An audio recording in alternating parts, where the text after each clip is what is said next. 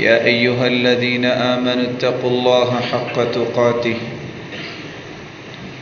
ولا تموتن إلا وأنتم مسلمون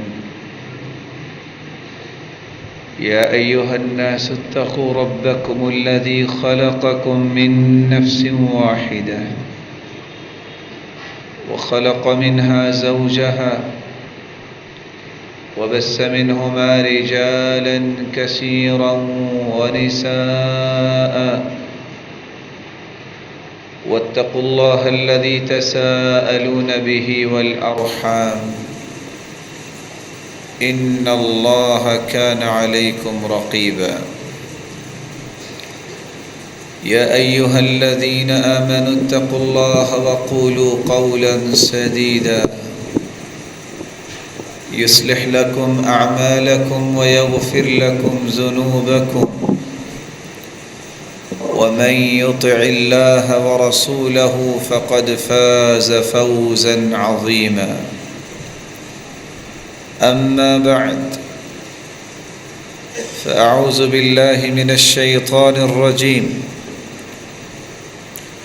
ولو أن أهل القرى آمنوا واتقوا لفتحنا عليهم بركات من السماء والأرض ولكن كذبوا فأخذناهم بما كانوا يكسبون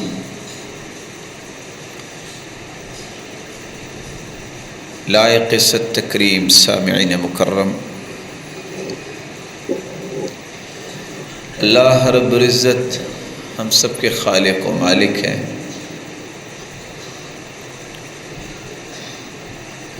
اللہ تعالیٰ نے مخلوق کو جہاں پیدا کیا ہے اس کی رشد و ہدایت کے لیے نوشتہ ہدایت قرآن مجید کو نازل کیا ہے، اور اس قرآن مجید کے ہر پہلو کو روشن کرنے کے لیے رسول اللہ صلی اللہ علیہ وسلم کو مبعوث فرمایا ہے۔ انسانی فطرت کی وضاحت کرتے ہوئے رسول اللہ صلی اللہ علیہ وسلم کا فرمان ہے، لو كان لابن آدم وادیان من ذهب لابتغى ثالثا، اگر آدم کی اولاد میں سے ہر ایک کے پاس اگر کسی کو 2 سونے کی وادیاں مل جائیں تو اس کے اندر یہ حرص ہوتی ہے کہ تیسری بھی مل جائے۔ ہر شخص کی یہ عادت، یہ سوچ ہے، میری عمر میں برکت آئے، میرے مال میں برکت آ جائے، میرے کاروبار میں برکت آئے، گھر بار میں برکت آئے، اہل و عیال میں برکت آئے۔ برکت، اضافہ، زیادتی، یہ ہر شخص کی خواہش ہے، لیکن اگر کوئی اضافہ یا زیادتی خیر کے معاملے میں ہو تو اس کو عربی زبان میں برکت کہتے ہیں۔ ثبوت الخیر الالہی فی الشیء،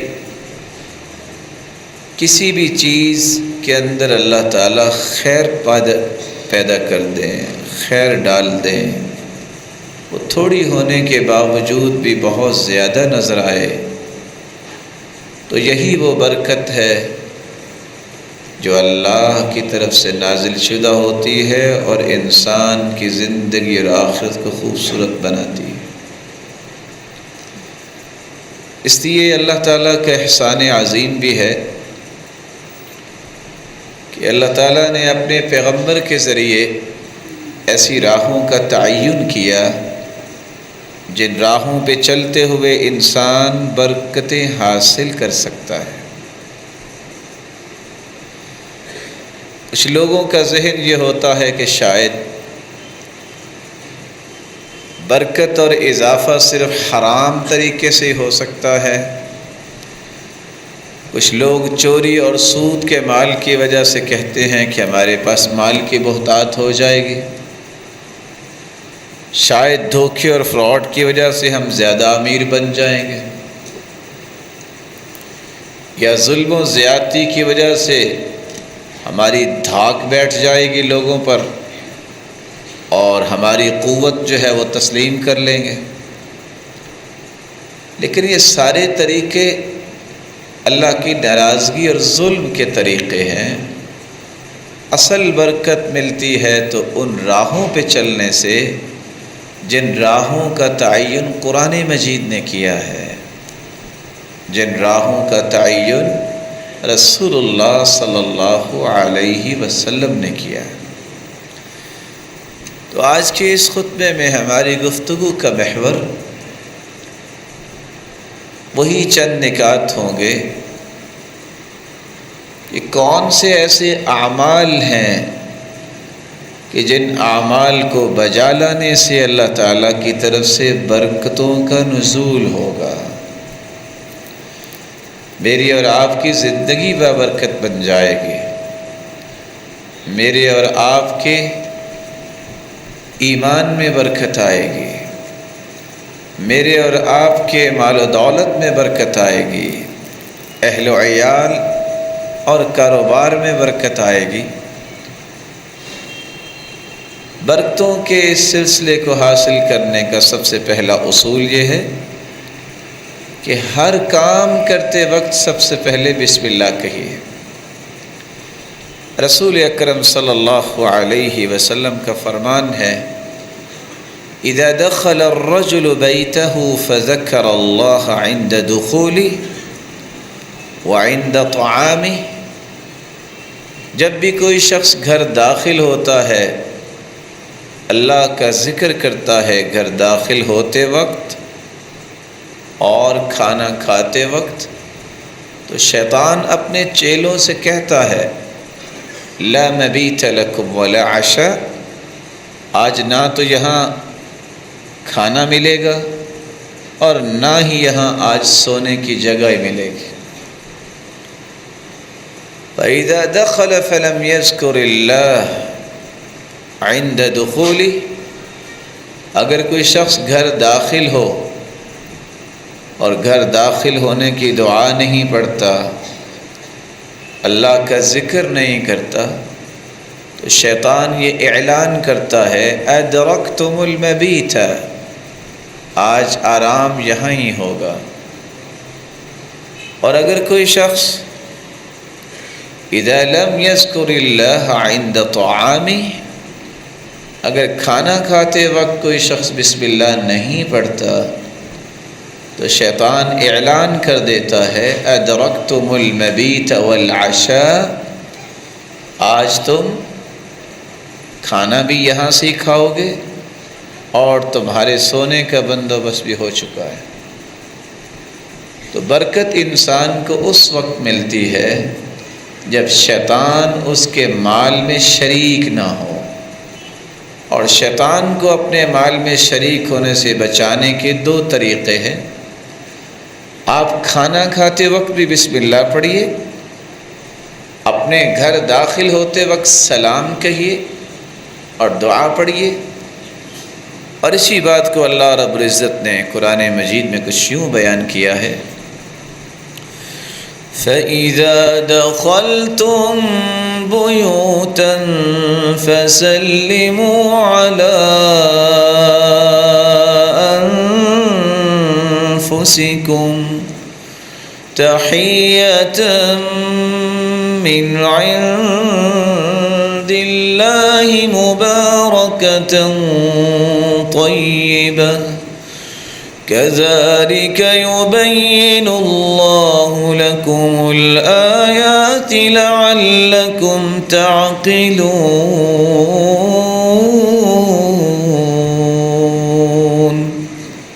ایمان والو، جب تم گھروں میں داخل ہو تو اپنے اہل و عیال کو سلام کہا کرو، یہ اللہ کی طرف سے برکتوں کا سبب ہے، یہ رحمتوں کو حاصل کرنے کا سبب ہے۔ اور اللہ تعالیٰ ان نشانیوں کو، ان آیات کو کھول کھول کے بیان کرتے ہیں شاید کہ تمہارے اندر عقل و بصیرت آ جائے۔ تو جو شخص بسم اللہ پڑھ کے کھانا کھائے گا، گھر میں داخل ہوتے وقت سلام کہے گا، ذکر کرے گا، شیطان اس کے مال و دولت میں شریک نہیں ہوگا، اور شیطان کی شراکت نہ ہونا اللہ کی طرف سے برکت کی ایک نشانی ہے۔ دوسرا اصول قرآن مجید نے بیان کیا ہے کہ تمہارے اندر اگر تقوی آ جائے گا تو تقوی سے آپ کی زندگی میں بھی برکت آئے گی، آپ کے مال و دولت میں بھی برکت آئے گی، اور آپ کے تمام امور میں اللہ برکتوں کا نزول فرمائیں گے۔ اور تقوی یہ ہے کہ تم چھوٹے اور بڑے گناہ سے بچنے کی کوشش کرو، اپنے آپ کو چھوٹے اور بڑے گناہ سے بچاؤ، اس طرح گزرو، چھوٹے اور بڑے گناہ سے دور ہو جاؤ۔ سیدنا عمر رضی اللہ تعالی عنہ سے کسی نے پوچھا تھا تقوی کیا ہے، تو انہوں نے جواب دیا تھا، ما سلکت طریقا ذات شوک، یہ بتاؤ جس راستے میں کانٹے ہوں تم کیسے گزرتے ہو؟ کہا شمرت واجتہدت، میں اپنے کپڑوں کو بھی بچا کے گزرتا ہوں اور اپنے جسم کو بھی بچا کے گزرتا ہوں۔ کہا یہی تقوی ہے، خل الذنوب صغیرها وکبیرها ذاک التقی، چھوٹے اور بڑے گناہ کو چھوڑ دینا اور اس سے کنارہ کش ہو جانا، یہی تقوی ہے۔ تقوی کی عمارت 4 پلرز پہ کھڑی ہے، جس کے اندر یہ 4 چیزیں آ جائیں وہ متقی بن جاتا ہے۔ الخوف من الجلیل، خوف اس کے دل میں صرف اللہ کا ہو۔ والعمل بالتنزیل، وہ اپنی زندگی کے لیل و نہار کو شریعت اور وحی کے تابع کر لے، قرآن و حدیث کے تابع کر لے۔ والقناعۃ بالقلیل، جو کچھ اللہ نے دیا ہے اس پہ راضی ہو جائے۔ والتزود لیوم الرحیل، اور آخرت کی تیاری کرنے لگ جائے۔ یہ 4 چیزیں جس شخص کے اندر آ جائیں وہ تقوی کا مسافر بن جاتا ہے۔ قرآن مجید میں اللہ رب العزت فرماتے ہیں، وَلَوْ أَنَّ أَهْلَ الْقُرَىٰ آمَنُوا وَاتَّقَوْا لَفَتَحْنَا عَلَيْهِمْ بَرَكَاتٍ مِّنَ السَّمَاءِ وَالْأَرْضِ وَلَكِن كَذَّبُوا فَأَخَذْنَاهُمْ بِمَا كَانُوا يَكْسِبُونَ۔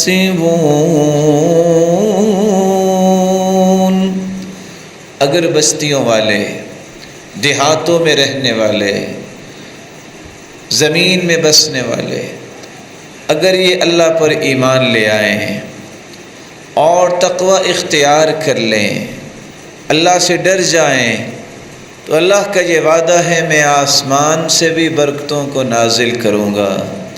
فتحنا علیہم، ہم برکتوں کے دروازے کھول دیں گے، آسمانی برکتیں اور زمینی برکتیں اللہ تعالیٰ انہیں نصیب فرما دیں گے، لیکن اس کے لیے شرط یہ ہے اپنے آپ کو گناہوں سے بچا لیں۔ ایک شخص آ کے اللہ کے رسول صلی اللہ علیہ وسلم سے گزارش کرتا ہے، سرتاج رسول میری 2 خواہشیں ہیں۔ آپ نے فرمایا کون سی خواہشیں؟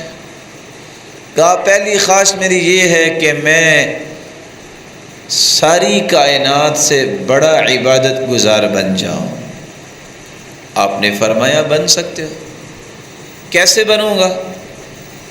کہا اتق المحارم تکن اعبد الناس، حرام کاموں سے تم بچ جاؤ، تم کائنات میں سب سے بڑے عبادت گزار بن جاؤ گے۔ پھر دوسری خواہش کا اظہار کیا، میرا جی چاہتا ہے میں کائنات میں سب سے بڑا امیر انسان بن جاؤں۔ آپ نے فرمایا بن سکتے ہو۔ کہا وہ کیسے بنوں گا؟ جواب دیا وَارْضَ بِمَا قَسَّمَ اللَّهُ لَكَ تکن اغنی الناس، جو کچھ اللہ نے تمہیں دیا ہے اس پہ راضی ہو جاؤ تو اس سے بڑا کوئی غنی نہیں ہوگا۔ اللہ کے فیصلوں پہ خوش ہو جانا یہ سب سے بڑی غنا ہے، سب سے بڑی امیری ہے۔ رسول اللہ صلی اللہ علیہ وسلم نے برکتیں حاصل کرنے کا تیسرا اصول یہ بیان کیا ہے، عبادت میں دل لگانا۔ عبادت جو انسانی زندگی کا اصل مقصد ہے، 24 گھنٹوں میں اگر اندازہ نکالا جائے، بہت پیاری عبادت کرنے والا بھی 5 نمازوں کو 1 گھنٹے میں پڑھ لے، اور میں نے بہت وقت بتا دیا، 5 نمازوں کے وقت کو اکٹھا کیا جائے تو 1 گھنٹے سے زیادہ نہیں۔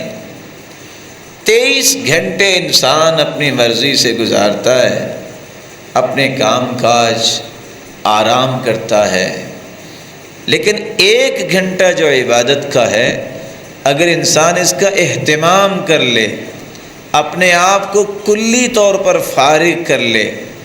فارغ کرنے کا معنی یہ ہے جب اللہ کے سامنے کھڑا ہو جائے تو قلب و قالب اللہ کی طرف ہو، اس کے تخیلات، اس کے حاشیہ تخیلات میں کوئی اور سوچ نہیں ہونی چاہیے، صرف ایک سوچ ہو، میں اپنے رب کے سامنے کھڑا ہوں، مجھے اپنے رب سے ہم کلام ہونا ہے، میرا رب مجھے دیکھ رہا ہے، میں نے کل قیامت کو بھی اللہ کے سامنے کھڑے ہونا ہے، آج میں اللہ کے سامنے کھڑے ہو کے اس کو راضی کر لوں تاکہ کل کھڑے ہونے کی نوبت نہ آئے، اللہ فوراً حکم دے جنت چلے جاؤ۔ عبادت کے لیے جب انسان اپنے آپ کو اس طرح فارغ کر لیتا ہے عبادت کے وقت، اس سے اللہ تعالیٰ کی طرف سے برکت کا نزول ہوتا ہے۔ حدیث قدسی ہے، اللہ رب العزت فرماتے ہیں، یا ابن آدم، اے آدم کے بیٹے، تفرغ لعبادتی، تم فارغ ہو جاؤ میری عبادت کے لیے۔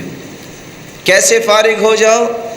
جب عبادت کرنے آؤ تو پھر عبادت ہی کرو، پھر اپنی زندگی کے خیالات اور تصورات کو چھوڑ کے آؤ، رب سے ہم کلام ہونے کے لیے اپنے دل اور دماغ کو صاف اور پاک کر کے آؤ۔ کیا ہوگا؟ املأ یدیک رزقا، میں تیرے دونوں ہاتھوں کو رزق سے بھر دوں گا، تجھ سے سنبھالا نہیں جائے گا۔ وَأَمْلَأُ قَلْبَكَ غِنًا، اور میں تیرے دل کو بھر دوں گا غنا اور امیری سے، تمہیں پوری زندگی فقیری کا خوف محسوس نہیں ہوگا۔ وَإِلَّا تَفْعَلْ، اور اگر تو نے ایسا کام نہ کیا تو اس کی 2 مصیبتیں پھر تمہیں برداشت کرنی ہیں۔ پہلی مصیبت، املأ یدیک شغلا، اگر تم نے عبادت کرتے بھی اپنی سوچیں رکھی تو پھر تیرے ہاتھوں کو میں کاموں سے بھر دوں گا، صبح بھی نوکری، رات کو بھی نوکری، یہاں جو ہے وہ ٹائم دے رہا ہے، یہاں بھی ٹائم دے رہا ہے، لیکن خرچے پھر بھی پورے نہیں ہو رہے۔ وَلَمْ أَسُدَّ فَقْرَكَ، اور ہمیشہ فقیری تمہاری آنکھوں کے سامنے دوڑتی نظر آئے گی، تمہاری فقیری ختم نہیں ہوگی۔ تو تیسرا اصول، انسان رسول اللہ صلی اللہ علیہ وسلم کے سکھائے ہوئے طریقے کے مطابق عبادت دل لگا کر کرے۔ چوتھا اصول، اگر کوئی برکتیں چاہتا ہے قرآن مجید کی تلاوت کثرت سے کرے۔ قرآن مجید سے جتنا تعلق کسی کا زیادہ مضبوط ہے، اللہ تعالیٰ اس کے دامن کو برکتوں سے اتنے ہی زیادہ بھر دیتے ہیں، اور اسی بات کو قرآن مجید نے بیان کیا ہے۔ وَهَذَا كِتَابٌ أَنزَلْنَاهُ مُبَارَكٌ مُصَدِّقُ الَّذِي بَيْنَ يَدَيْهِ وَلِتُنذِرَ أُمَّ الْقُرَىٰ، اور دوسری جگہ فرمایا وَهَذَا كِتَابٌ أَنزَلْنَاهُ مُبَارَكٌ فَاتَّبِعُوهُ فاتبعوه واتقوا لعلكم ترحمون۔ ہم نے قرآن کو برکت والی کتاب بنا کے نازل کیا ہے، اس کی اتباع کرو، اللہ سے ڈر جاؤ، دو انعام ملیں گے۔ جتنی تلاوت اس کی زیادہ ہوگی، جتنا اس کو سمجھنے میں وقت زیادہ دو گے، جتنا اس کے مطابق اتباع میں وقت لگاؤ گے، پیروی کرو گے، اور اس خوبصورت پیغام کو آگے پہنچانے میں اپنی صلاحیتوں کو لگاؤ گے، اتنی ہی زیادہ برکت آپ کی زندگی میں آ جائے گی۔ لعلکم ترحمون، صرف برکت نہیں آئے گی بلکہ اللہ رب العزت کی طرف سے رحمت کی برکھا اللہ برسائیں گے۔ اور خصوصاً سورۃ البقرہ کے بارے میں رسول اللہ صلی اللہ علیہ وسلم نے فرمایا تھا، اقرأوا سورۃ البقرہ، سورۃ البقرہ کثرت سے پڑھا کرو، فإن أخذها برکہ وترکها حسرہ، سورۃ البقرہ کو لے لینا یہ برکت کی نشانی ہے، اور اس کو چھوڑ دینا اس سے انسان حسرت ہی اس کے سامنے آتی ہے۔ رسول اللہ صلی اللہ علیہ وسلم نے پانچواں اصول جو سمجھایا ہے جس سے انسانی زندگی میں برکت آ سکتی ہے، وہ صبح کے اوقات کو غنیمت جانے۔ فجر کی نماز باجماعت پڑھے، فجر کی نماز کے بعد کاروبار کا آغاز کرے، اپنے کام کاج کا آغاز کرے۔ سبب کیا ہے؟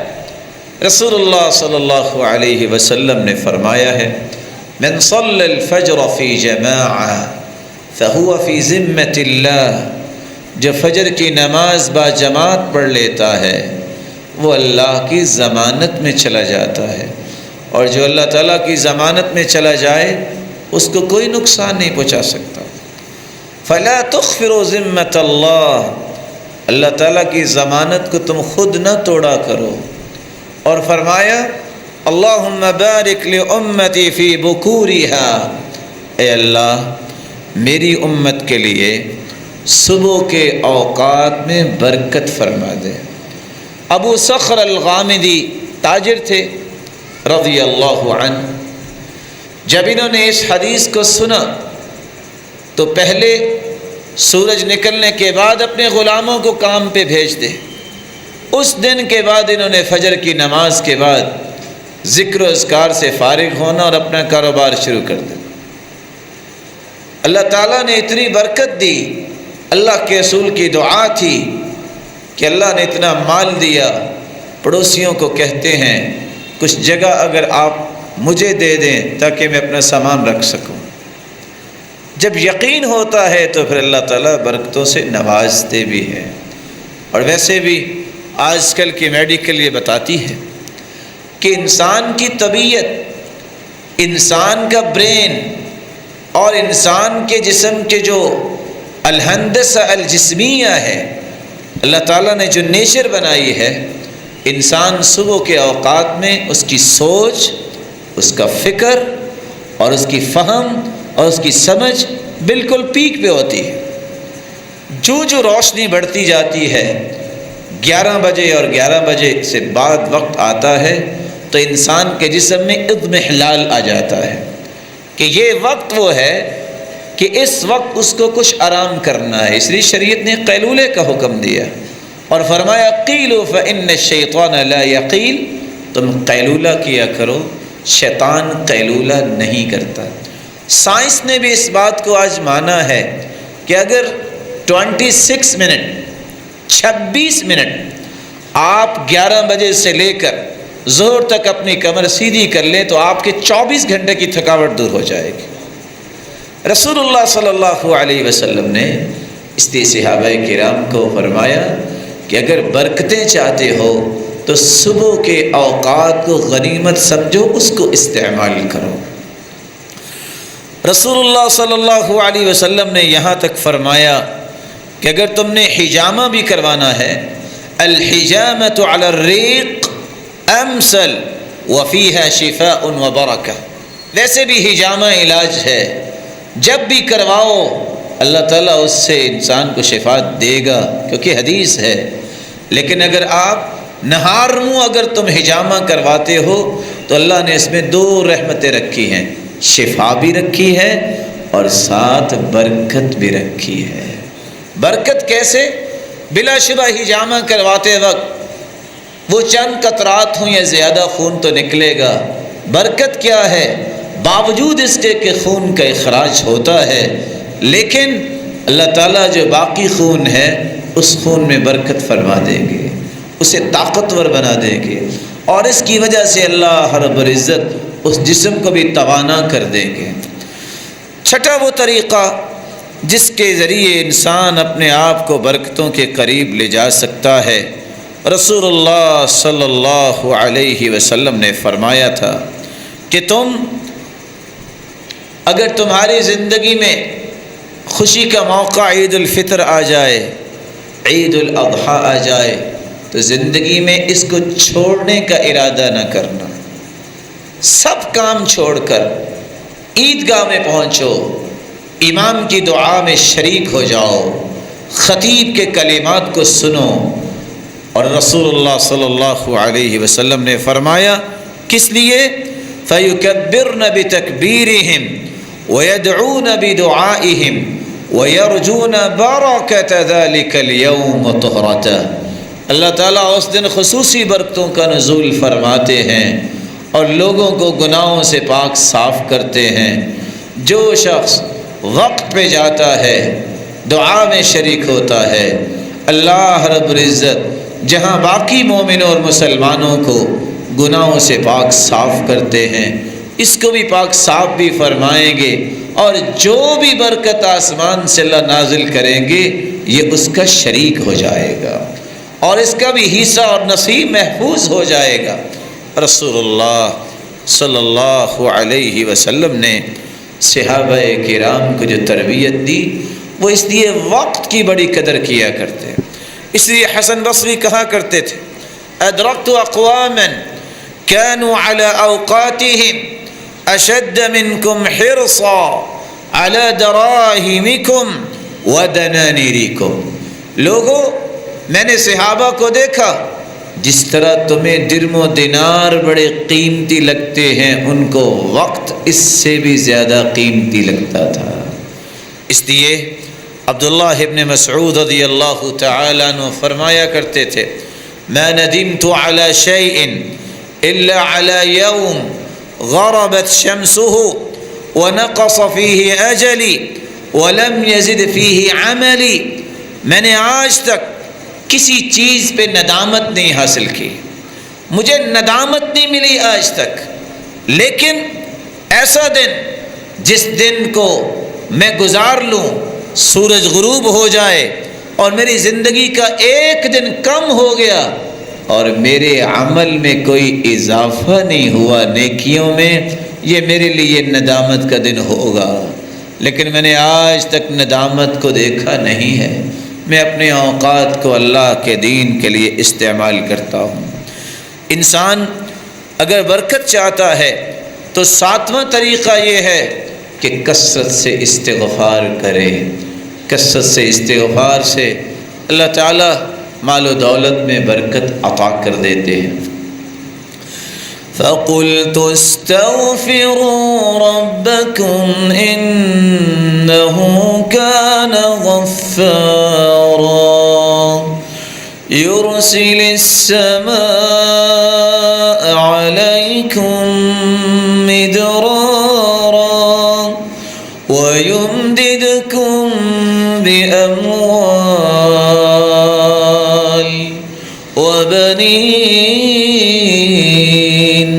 وَيَجْعَلْ لَكُمْ جَنَّاتٍ وَيَجْعَلْ لَكُمْ أَنْهَارًا۔ استغفار تم کر لو، اللہ تمہیں 5 نقد انعامات سے نواز دیں گے، تمہارے گناہوں کو معاف کر دیں گے، تمہیں موسلا دھار بارشوں سے نواز دیں گے، مال و دولت میں فراوانی کر دیں گے۔ تم بے اولاد ہو تو اللہ تمہیں نیک اور صالح اولاد سے نوازیں گے، تمہیں باغات کا مالک بنا دیں گے۔ یہ اللہ کے وعدے ہیں اور یہ سچے وعدے ہیں، اور اس سے بڑی برکت کیا ہے کہ انسان کی زندگی کا ایک ایک گناہ معاف ہو جائے، یہ بوجھ ہلکا ہو جائے، بلکہ میں آپ کی خدمت میں ادباً گزارش کروں گا کہ چلتے پھرتے اور خصوصاً صبح و شام یہ آپ کی زبان پہ الفاظ آنے چاہیے۔ آپ چلتے پھرتے پڑھ سکتے ہیں استغفر اللہ، آپ یہ کہہ سکتے ہیں استغفر اللہ ربی من کل ذنب واتوب الیہ، آپ یہ کہہ سکتے ہیں استغفر اللہ الذی لا الہ الا هو الحی القیوم واتوب الیہ، آپ یہ کہہ سکتے ہیں رب اغفر وارحم وتب علی انک انت التواب الرحیم۔ لیکن جو شخص صبح کے وقت یہ کلمات کہہ دیتا ہے یقین کرتے ہوئے اللہم انت ربی لا الہ الا انت خلقتنی وانا عبدک وانا على عہدک ووعدک ما استطعت اعوذ بک من شر ما صنعت ابوء لک بنعمتک علی وابوء بذنبی فاغفر لی فانہ لا یغفر الذنوب الا انت۔ یہ کلمات اتنے مبارک ہیں، رسول اللہ صلی اللہ علیہ وسلم کا فرمان ہے جو صبح کے وقت کہہ دیتا ہے یقین کے ساتھ شام تک اگر اسے موت آ جائے تو یہ جنتی ہے، اگر شام کے وقت کہہ دیتا ہے تو صبح سے پہلے پہلے فوت ہو جائے تو یہ جنتی ہے۔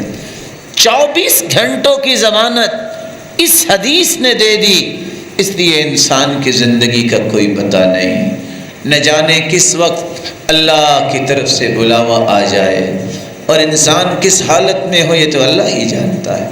اس لیے صبح و شام اس دعا کو اس نیت سے پڑھو میرے مالک تیرے پاس جانا تو ہے، لیکن جب تو اپنے پاس بلائے تو دنیا سے آخرت کی طرف منتقل ہونے سے پہلے جنت کا وارث بنا کے منتقل کرنا۔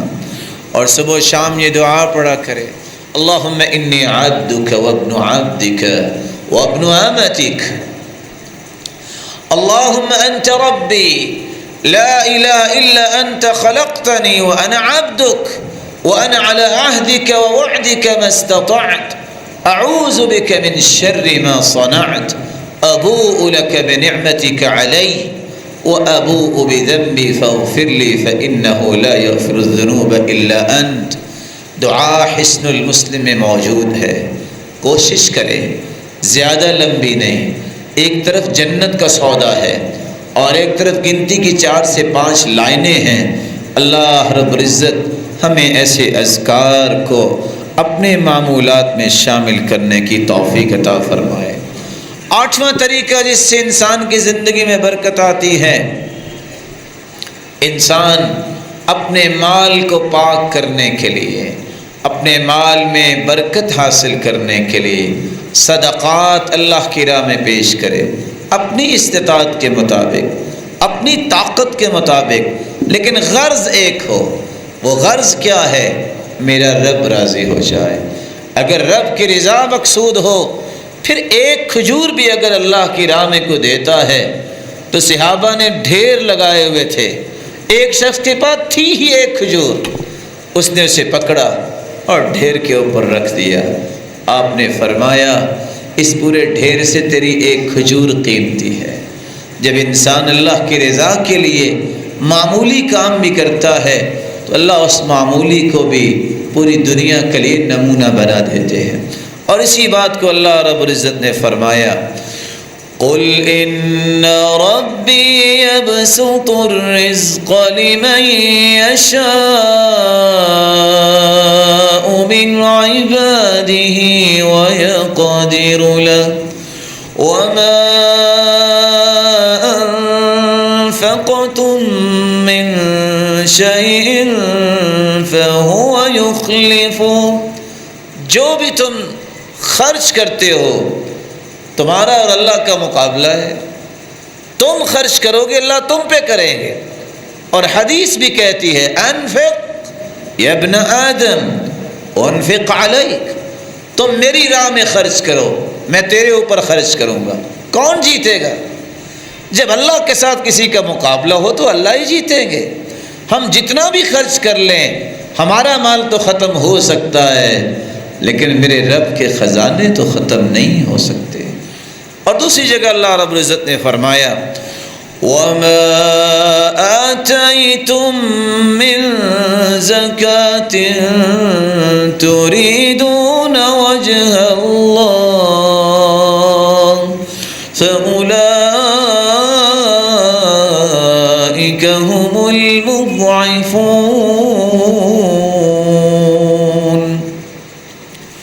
وَمَا آتَيْتُم مِّن رِّبًا لِيَرْبُوَ فِي أَمْوَالِ النَّاسِ فَلَا يَرْبُو عِندَ اللَّهِ، جو تم سودی کاروبار کرتے ہو، سود کو شامل کرتے ہو، سمجھتے ہو کہ مال بڑھ جائے گا، فَلَا يَرْبُو عِندَ اللَّهِ، یہ اللہ کے ہاں نہیں بڑھتا، اللہ اس میں کبھی برکت نہیں ڈالیں گے، بلکہ ہوگا کیا؟ 3 نقصانات کے لیے تیار ہو جاؤ۔ پہلا نقصان درہم ربا وَهُوَ يَعْلَمُ، 1 درہم اگر سود کا کوئی کھاتا ہے اور اس کو پتہ ہے یہ سود ہے، اشد من 36 زنیہ، 36 مرتبہ بدکاری کرنے کا اتنا گناہ نہیں جتنا 1 درہم سود کھانے کا گناہ ہے۔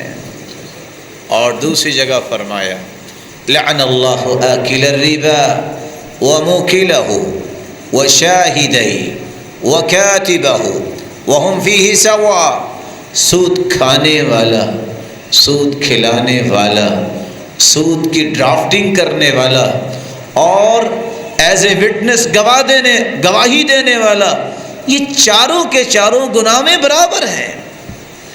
رسول اللہ صلی اللہ علیہ وسلم نے تیسری بات فرمائی، سود جب انسان کے سامنے آتا ہے لگتا تو ہے کہ بڑا پروفٹ آئے گا، لیکن اس کی انتہا ہمیشہ بربادی کے ساتھ ہوتی ہے، اس کی انتہا ہمیشہ بربادی کے ساتھ ہوتی ہے۔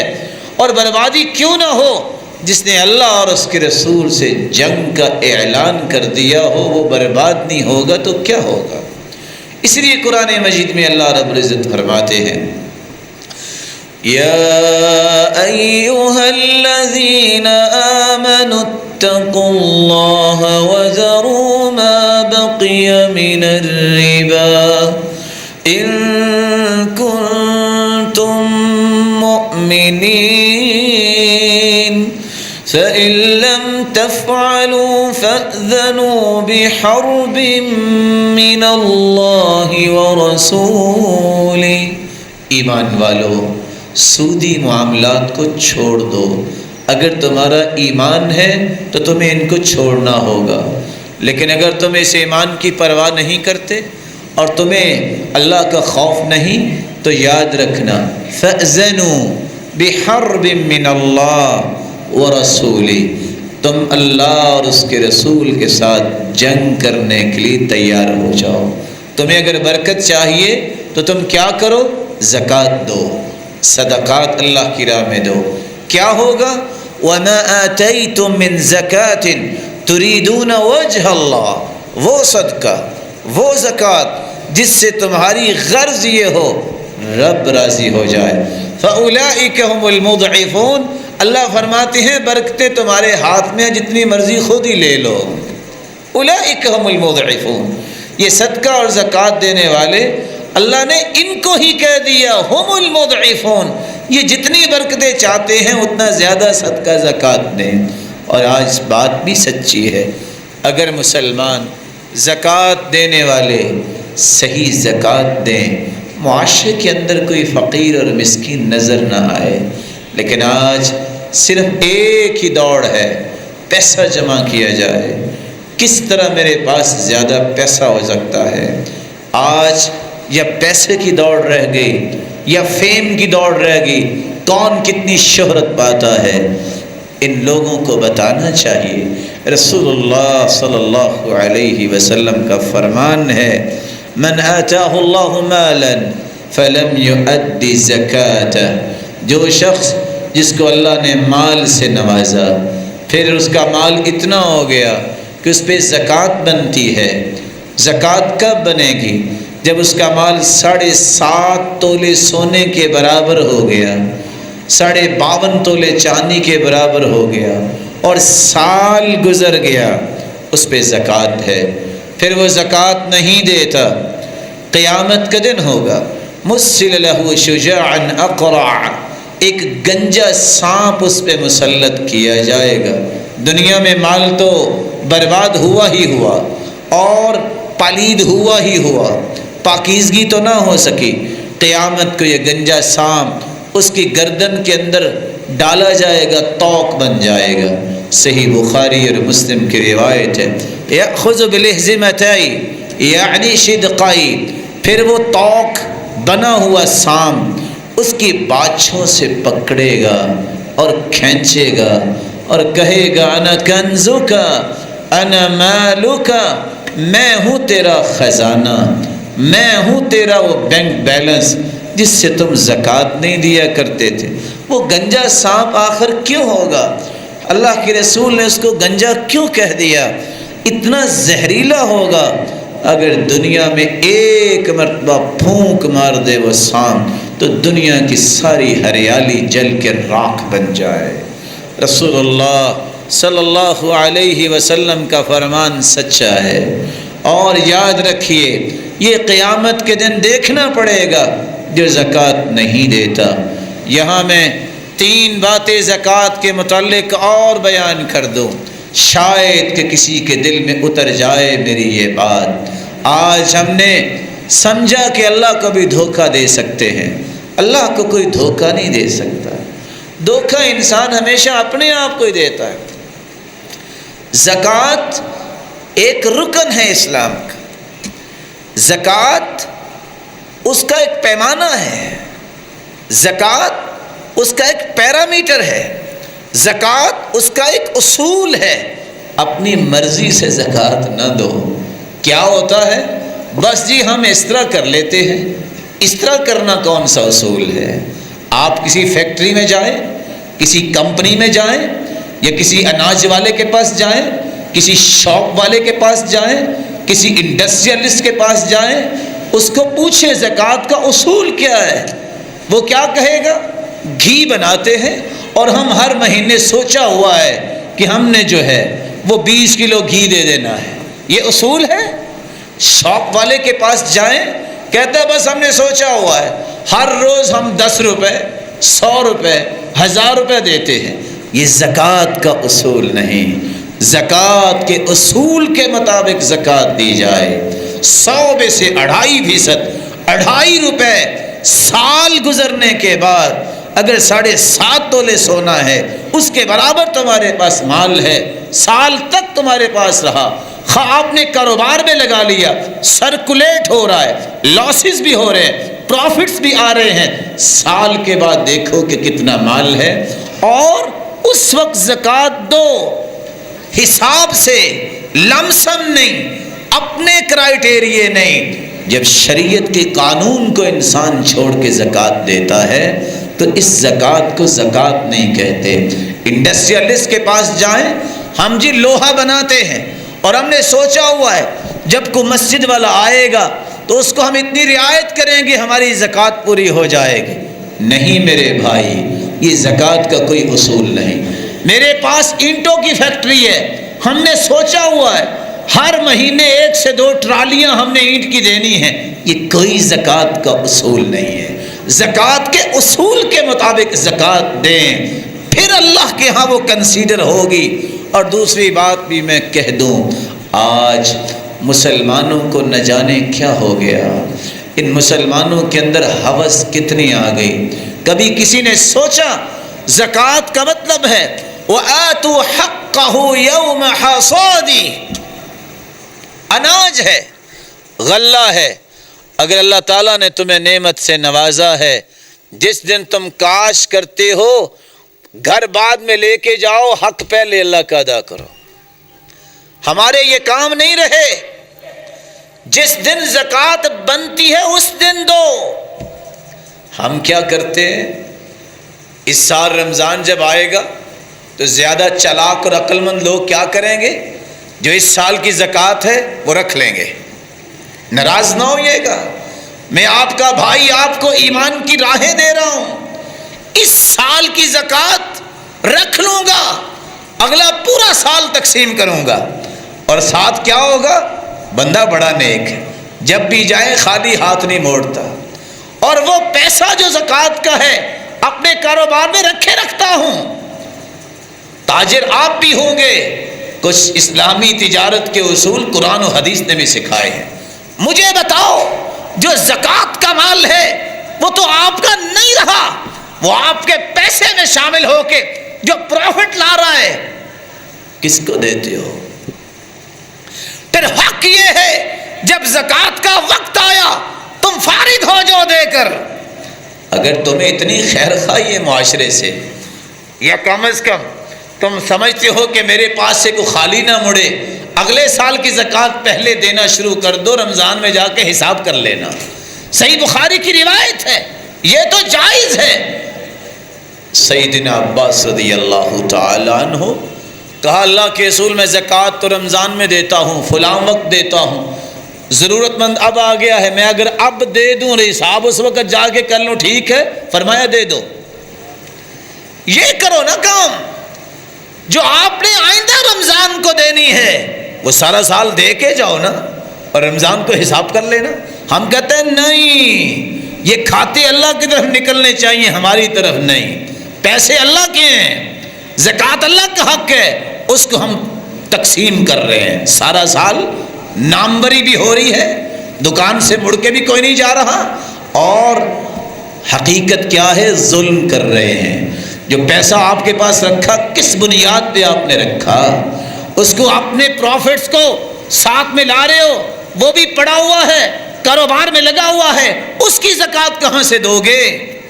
تیسری بات، اگر کوئی بیٹھا ہے میرا پیارا بھائی بھولا ہوا، تو سوچے اگر قمری مہینے کا حساب کیا جائے تو سال کے کتنے دن بنتے ہیں؟ بولیے 365۔ اور اگر میلادی دنوں کو دیکھا جائے تو کتنے دن بنتے ہیں؟ کبھی کسی نے سوچا؟ زکوٰۃ قمری مہینے کا حساب کر کے سال کے بعد ہوتی ہے۔ جو جنوری فروری کا حساب کر کے زکوٰۃ دیتا ہے، ہر سال 10 دن کی زکوٰۃ کھا جاتا ہے۔ کبھی کسی نے غور نہیں کیا؟ یہ دین اللہ کا بھیجا ہوا ہے، یہ تمہارے اندازوں پہ چلنے والا نہیں ہے۔ اس لیے میں ادب سے گزارش کروں گا، کبھی اکیلے بیٹھ کے ان 3 باتوں کو چیک کیجیے گا ہم کہاں کھڑے ہیں۔ اللہ کے معاملوں میں دخل نہ دو۔ یہی تو وہ کہتے تھے مشرک، کہتے تھے بات یہ ہے جو ہم نے وقف کر دی ہے وہ اللہ کی طرف نہیں جا سکتی، وہ صرف ہمارے بڑوں کے لیے ہے، اس پہ سواری بھی کوئی نہیں کر سکتا، اس کا گوشت بھی کوئی نہیں کھا سکتا، لیکن جو اللہ کی ہے اس میں ہم بھی شریک ہیں اور ہمارے بڑے بھی شریک ہیں۔ یہ وہی کام ہے، یہ وہی کام ہے۔ میں اپنے حساب سے تو اللہ کو نہیں دینا چاہتا، لیکن جو اللہ کا مال ہے اس کو چپکے سے کہتا ہوں کون دیکھ رہا ہے؟ اور میرے بھائیوں میرا رب تو دیکھ رہا ہے۔ کاش تم نے اس چرواہے کی بات سنی ہو جو مجھ سے اور آپ سب سے زیادہ پڑھا لکھا تھا بکریوں کا چرواہا۔ جب ایک شخص نے کہا، عبداللہ بن مسعود رضی اللہ تعالیٰ عنہ نے، وہ ایک بکری مجھے دے دو، کہتا نہیں میرے مالک نے مجھے منع کیا ہے۔ عبداللہ بن مسعود نے فرمایا مالک کون سا دیکھ رہا ہے؟ تم اس کی قیمت لے لو، مالک کو کہہ دینا کہ بھیڑیا کھا گیا ہے۔ کہا مالک کو تو کہہ دوں گا، وہ تو نہیں دیکھ رہا، لیکن میرے مالک کا مالک تو دیکھ رہا، میں اس کو جواب کیا دوں گا؟ یہ ہے علم، یہ ہے دانش، یہ ہے عقل مندی، جس کو آج امت بھول گئی۔ آج تو کاغذی ڈگریوں کو ہم نے علم سمجھ لیا۔ اللہ رب العزت کے پیارے پیغمبر نے 7واں اور 8واں اصول بیان کیا، اگر تم چاہتے ہو برکت تو صدقہ اور زکوٰۃ دو۔ 9واں اصول، شاید کہ اس بات کو آج امت بھول گئی، معاملات کرتے وقت، تجارت کرتے وقت 2 کام کیا کرو برکت چاہتے ہو، جھوٹ نہ بولا کرو، تمہارے سودے میں نقص ہے بیان کرو۔ البیعان بالخیار ما لم يتفرقا، فإن صدقا وبينا بورك لهما في بيعهما. جب دو شخص آپس میں ڈیل کرنے کے لیے بیٹھے ہیں، سچ بتاؤ. یہ میری گاڑی ہے، ویسے تو یہ رجسٹرڈ ہے 2007 کی، لیکن آپ کو بتاؤں یہ 4 مرتبہ لگی ہوئی ہے، اور اگر آپ کو پتا ہے کہ 4 مرتبہ لگی ہے اور آپ کہو اس کو آج تک کسی نے انگلی نہیں لگائی، جھوٹ ہے. وقتی طور پہ مال کما لو گے، لیکن حدیث کیا کہتی ہے جس کا میں ترجمہ بھی سناتا ہوں، سچ بولو گے، بیان کر دو گے. اللہ کے پیارے پیغمبر کی زبان اطہر سے نکلے الفاظ سنیے، مال تو تھوڑا ملے گا لیکن بورک لہما فی بیعہما، اللہ تعالیٰ دونوں کے مال میں برکت پیدا فرما دیں گے. وَإِن كَذَبَ وَكَتَمَ، اگر چھپا لیا، جھوٹ بولا، محقت برکت بیعہما، تو اس جھوٹ کی وجہ سے، اس چھپانے کی وجہ سے تمہاری برکت کو اللہ توڑ کے رکھ دیں گے. ایک کام، کبھی ڈیل کرتے وقت سودے کا نقص اور خلل چھپایا نہ کرو، سچ بولا کرو. اور دوسری بات جس کو آج ہم بھول گئے، رسول اکرم صلی اللہ علیہ وسلم نے فرمایا، یا معشر التجار ان الشیطان والاسم یحضران البیع فشوبوا بیعکم بالصدقہ. او تاجروں کی جماعت سنو، جب تم کاروبار شروع کرتے ہو، جب تم کام شروع کرتے ہو، شیطان بھی بھاگ کے آ جاتا ہے، گناہ بھی آ جاتا ہے. شیطان سے بچنا، گناہ سے بچنا اور برکت حاصل کرنے کا ایک ہی طریقہ ہے. تم اس وقت پسند کرتے ہو جھنڈیاں لگانا، تم اس وقت پسند کرتے ہو ٹینٹنگ کرنا، کرو. اگر تم ساتھیوں کو بلاتے ہو ان کی خدمت کرو، لیکن سب سے پہلا کام یہ کرو، فشوبوا بالصدقہ، کام شروع کرنے سے پہلے صدقہ کرو، برکت آ جائے گی، شیطان اور گناہ سے محفوظ ہو جاؤ گے. میں نہیں کہتا کھلاؤ تم مٹھائی اپنے بھائیوں ساتھیوں کو، لیکن ان بھائیوں اور ساتھیوں سے بڑا حق تیرے رب کا ہے، اس کے راہ میں پہلے صدقہ کرو تاکہ شیطان کے وسوسوں سے، اس کے شکنجے سے اللہ تجھے آزاد کر دے. اس کاروبار کی ابتدا سے ہی گناہ تم سے دور ہو جائے اور برکتیں آ جائیں. 10واں طریقہ جس سے انسان کی زندگی میں برکت آتی ہے، انسان کو 2 کام اور کرنے چاہیے.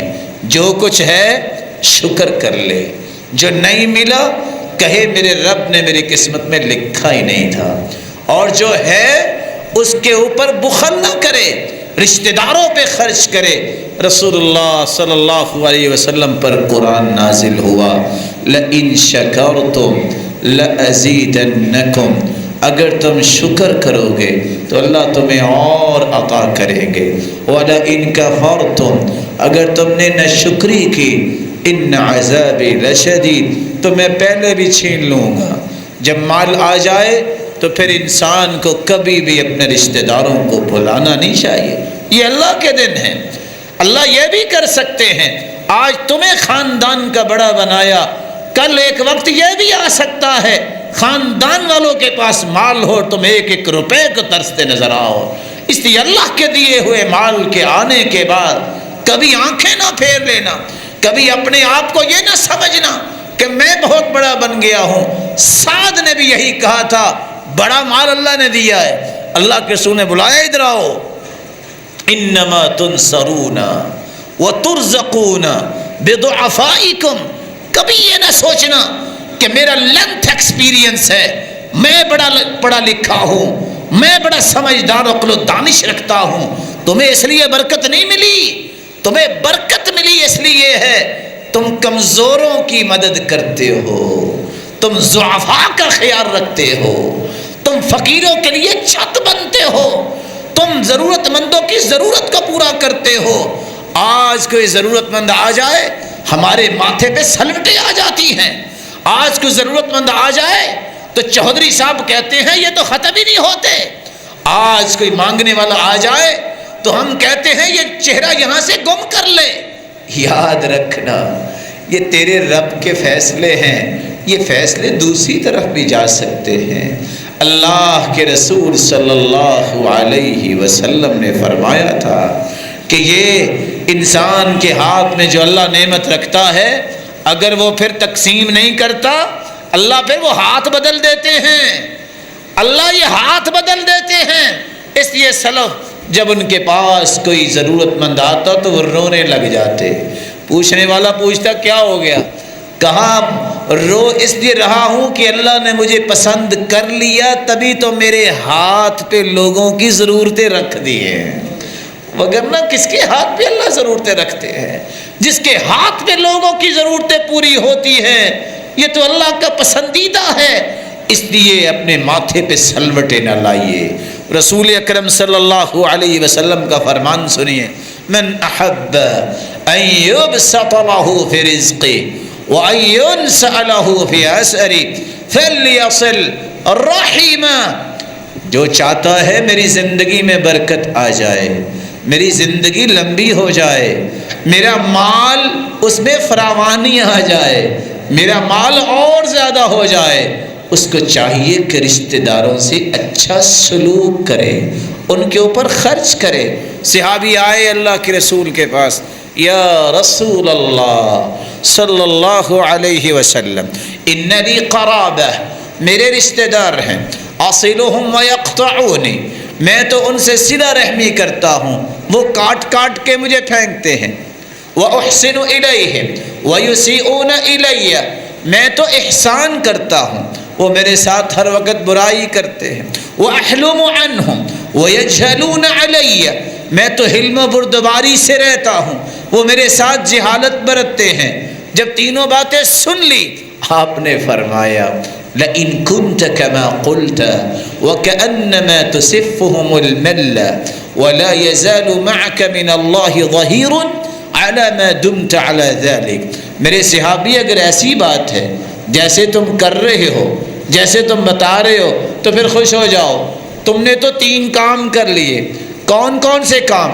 ایک تو ان کے اور شیطان کے منہ میں مٹی ڈال دی، دوسرا جب تک یہ کرتے رہو گے ایک تو اللہ کی مدد تمہارے شامل حال رہے گی، دوسرا کام ایک فرشتہ صرف تیری نصرت کے لیے اللہ آسمانوں سے نازل کرتے رہیں گے۔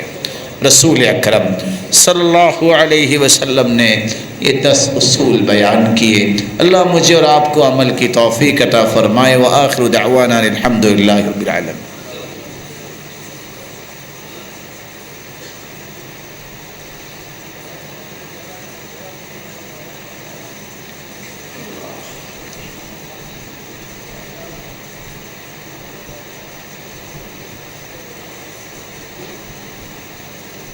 الحمد للہ علی احسانہ والشکر له علی توفیقہ وامتنانہ، اما بعد۔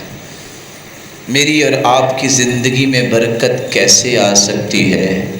آپ نے 10 اصول سنے، 11واں اصول یہ ہے، آج بلا شبہ جہاں سائنس ترقی کر گئی، تہذیب نے اپنے اپنے کھلواڑ کھول لیے۔ تہذیب تو وہ ہے جس کو اللہ کے رسول نے اختیار کیا، جس کو صحابہ نے اختیار کیا۔ صحابی کہتے ہیں اللہ کے رسول ہم کھانا کھاتے ہیں سیر نہیں ہوتے، کیا کریں؟ فرمایا لگتا ہے الگ الگ ہو کے بیٹھ کے کھاتے ہو۔ اجتمعوا علی طعامکم واذکروا اسم اللہ علیہ یبارک لکم فیہ۔ تم ایسا کیا کرو، کھانا کھاتے وقت اکٹھے بیٹھ کے کھایا کرو اور بسم اللہ پڑھ کے کھایا کرو۔ اتنا کام اکٹھے بیٹھ کے کھانا اور بسم اللہ پڑھ کے کھانے سے اللہ اس کھانے میں برکت ڈال دیں گے۔ اور فرمایا ان طعام الاثنین یکفی الثلاثہ، 2 بندوں کا کھانا اس میں برکت اتنی آئے گی 3 بھی کھا لیں گے ختم نہیں ہوگا۔ وطعام الثلاثہ وطعام الاربعہ یکفی الخمسہ، 3 لوگوں کا کھانا 4 سے 5 لوگ کھا لیں گے۔ آج اگر ایک مہمان زیادہ آ جائے انقباض شروع ہو جاتا ہے، کیا کریں؟ کھانا کم ہو جائے گا۔ اور نہیں میرے پیارے بھائیوں، کھانا کم نہیں ہوگا، کھانے میں برکت اس رب نے ڈالنی ہے، وہ ڈالتا ہے۔ لیکن مجھے اور آپ کو یقین کرنا ہے کہ وہ ڈالتا ہے۔ اور یہ بات بھی ذہن میں رکھیے گا، حدیث کے الفاظ ہیں لا خیر فی من لا یضیف، جو مہمان نواز نہیں ہے اس بندے کے اندر خیر نام کی کوئی چیز نہیں ہے۔ آپ سوچ سکتے ہیں نبی کے گھر میں مہمان آئے، فرشتے آئے، لوط علیہ السلام کی قوم نے ان کو تنگ کرنا چاہا تو نبی کیا کہہ رہے ہیں؟ هؤلاء بناتي هن أطهر لكم فاتقوا الله ولا تخزوني في ضيفي، میری بیٹیوں سے نکاح کر لو، مجھے میرے مہمانوں کے سامنے ذلیل نہ کرو۔ اس لیے رسول اکرم صلی اللہ علیہ وسلم نے جو بات سمجھائی ہے، مل کے کھانا کھایا کرو، اور کھانا کھاتے وقت نشہ نہ کرو۔ ایک نشہ وہ ہوتا ہے جس سے انسان نشے میں آ جاتا ہے، ایک ہوس اور نشہ یہ ہوتا ہے کہ کوئی کھائے نہ کھائے میرے پیٹ میں چلا جائے۔ صحابہ کا یہ انداز نہیں تھا، صحابہ تو توڑ توڑ کے دوسرے کو دیتے، وہ پکڑ پکڑ کے اس کو دیتے کہ وہ کھا لے، وہ کھینچ کے اس کے سامنے کرتے۔ یہ اظہار اور قربانی کا طریقہ صحابہ کرام کا تھا۔ رسول اکرم صلی اللہ علیہ وسلم نے اس لیے فرمایا آج بھی کوئی اچھی چیز پک جائے حالت کیا ہوتی ہے؟ سمجھدار، عقل مند، دانش مند کنارے سے نہیں کھائے گا، درمیان میں چمچ ڈالے گا۔ حدیث نے منع کر دیا ہے، حدیث یہ کہتی ہے فَإِنَّ الْبَرَكَةَ تَنزِلُ فِي وَسَطِ الطَّعَامِ، برکت اللہ کی طرف سے کھانے کے درمیان میں ڈالتے ہیں اللہ۔ فَكُلُوا مِنْ حَافَتِي، تم کناروں سے کھایا کرو برکت باقی رہے۔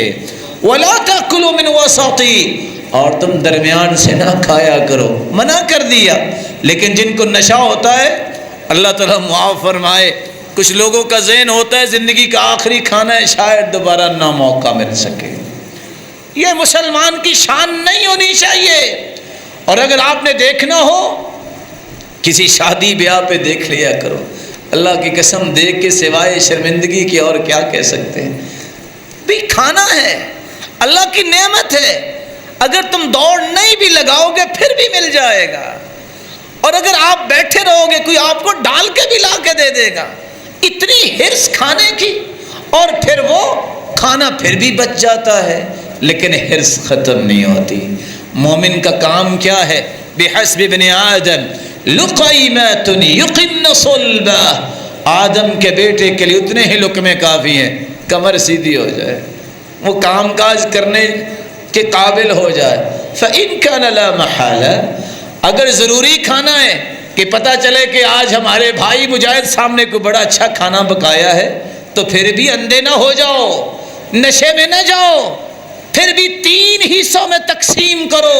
فَثُلُثٌ لِطَعَامِ، آج ہی لاہور کے فلاں ہوٹل میں کھانا ہے، ایک حصہ پیٹ کا کھانے کا رکھ لو۔ وَثُلُثٌ لِلشَّرَابِ، ایک حصہ پانی کے لیے رکھ لو۔ وَثُلُثٌ لِلنَّفَسِ، اور تیسرا حصہ سانس کے لیے رکھ لو۔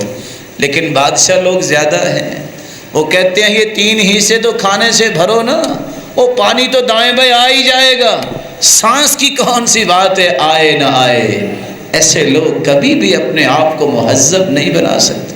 البتنا تذہب الفطن، جو جتنا زیادہ کھانا کھاتا ہے اتنا زیادہ کندذن ہوتا ہے، اس کے ذہن میں شرع صدر نہیں ہوتا، وہ کبھی دین کی گتھیاں سلجھانے والا نہیں بنتا، اس کو ہمیشہ محرومیاں ہی ملتی ہیں۔ اور ایک حدیث سنائی دیتا ہوں شاید کسی کی سمجھ میں آ جائے۔ اللہ کے رسول نے فرمایا تھا اکثر الناس شبعا فی الدنیا اکثرهم جوعا فی الآخرہ، جو دنیا میں جتنا زیادہ کھاتا ہے قیامت کو اتنا ہی بھوکا ہوگا۔ اس لیے اپنی ضرورت کو پورا کرنا چاہیے، اور اس میں اظہار اور قربانی کو سامنے رکھنا چاہیے۔ میرے بھائیوں، زمزم اور زیتون میں بھی اللہ نے برکت رکھی ہے۔ امام ابن خزیمہ سے کسی نے پوچھا تھا کہ آپ کو اتنا بڑا علم کیسے مل گیا؟ کہا اللہ کے رسول کے فرمان پہ یقین ہے میرا، ماء زمزم لما شرب لہ، جس مقصد کے لیے بھی زمزم پیو اللہ وہ پورا کر دیتا ہے۔ تو میں نے اسی مقصد کے لیے پیا تھا، یا اللہ میرے حافظے میں برکت دے دی۔ اللہ نے حافظے میں برکت دے دی۔ امام بخاری کی صحیح بخاری، اس کی شرح لکھنے کے لیے ابن حجر جب مکہ میں آئے ہیں تو زمزم پینے سے پہلے رونے لگ گئے۔ اللہ تیرے پیغمبر کا سچا فرمان ہے، ماء زمزم لما شرب له، زمزم جس نیت سے پیو اللہ وہ نیت پوری کر دیتے ہیں۔ اللہ مجھے امام ذہبی کا حافظہ دے دے، میں نے صحیح بخاری کی شرح لکھنی ہے، اللہ نے دے دیا۔ زمزم کا استعمال، زیتون کا استعمال کھانے میں بھی کرو، تم اپنے جسم پہ بھی اس کو لگاؤ۔ یہ اللہ کی طرف سے شجرۃ مبارکہ زیتون لا شرقیہ ولا غربیہ، قرآن نے بھی اس بات کی گواہی دی ہے۔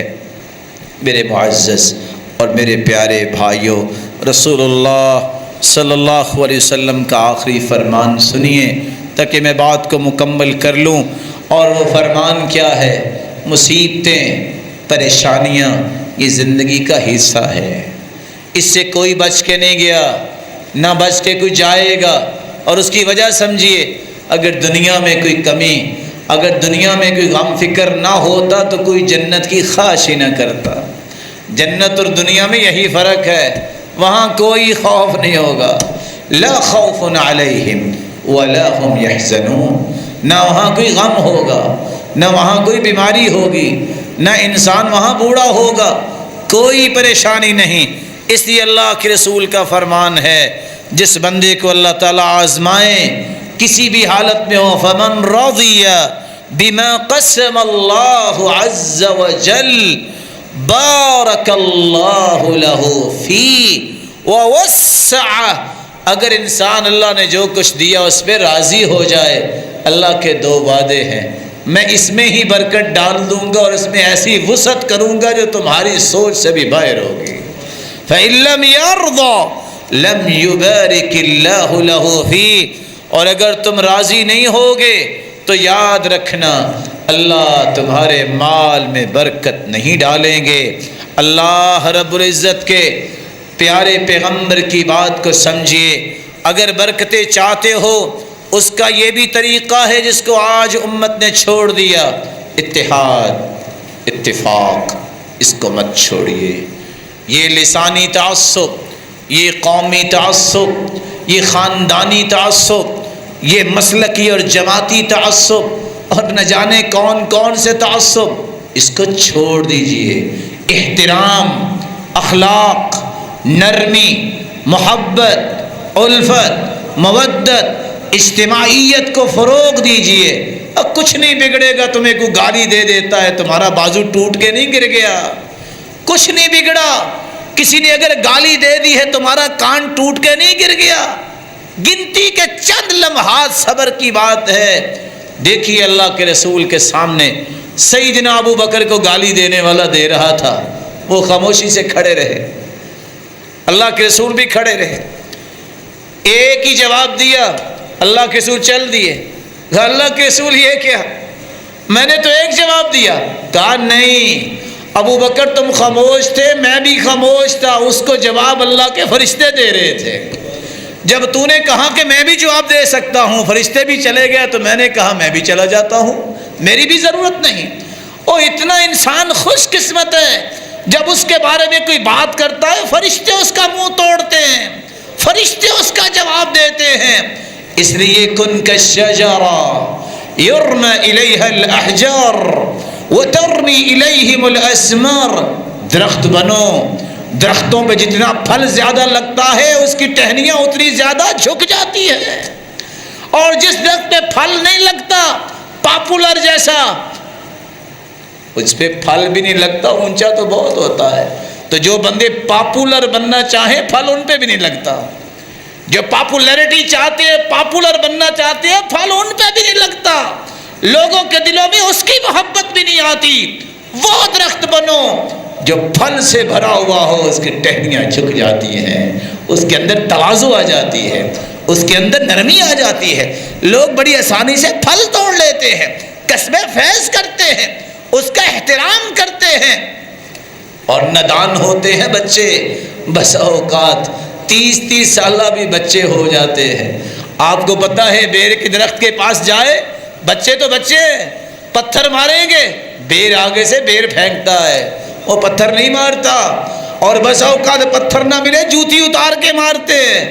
کبھی بیر کو بھی دیکھا کرو، وہ کہتے ہیں تم تو ہمارے پاس آئے نہیں ہو، چلو آپ کی جوتی کے ساتھ ہی معانقہ کر لیتی ہے، وہ 2-4 منٹ جوتی اپنے پاس رکھ لیتا ہے، پھر آخر دے دیتا ہے اور ساتھ پھل پھینکتا ہے۔ یہ باتیں سمجھنے والی ہیں میرے پیارے بھائیوں۔ الجماعت رحمہ والفرقۃ عذاب، رحمتیں چاہتے ہو جماعت کے ساتھ جڑے رہو۔ جماعت کسے کہتے ہیں؟ الجماعہ ما وافق الحق، جماعت سے مراد جو حق کے ساتھ ہو۔ حق کیا ہے؟ یا اللہ کا قرآن حق ہے یا اللہ کے رسول کا فرمان حق ہے، صرف 2 چیزیں۔ وَإِن كُنْتَ وَحْدَكَ، ساری دنیا ایک طرف ہو، تم اکیلے قرآن و حدیث کی بات کرتے ہو، تم اکیلے جماعت ہو۔ عبداللہ بن مسعود نے یہی کچھ بیان کیا ہے۔ اس لیے فَإِنَّ الْبَرَكَةَ فِي جَمَاعَةٍ، برکت جماعت میں ہے، فرقت اختلاف میں عذاب ہے، آزمائشیں ہیں۔ اللہ مسلمانوں کو جماعت بننے کی توفیق عطا فرمائے۔ جماعت اس کو کہتے ہیں میرے بھائیوں۔ اللہ کے رسول نے فرمایا تھا، حدیث سن لیجئے، فرمایا 71 فرقے بنے تھے یہودیوں کے، 70 جہنم میں جائیں گے، 1 جنت میں جائے گا۔ کیوں؟ جنہوں نے تورات کو مانا ہوگا اور موسیٰ علیہ السلام کو مانا ہوگا، اور عیسائی 72 فرقے، 71 جہنم میں جائیں گے، 1 جنت میں جائے گا۔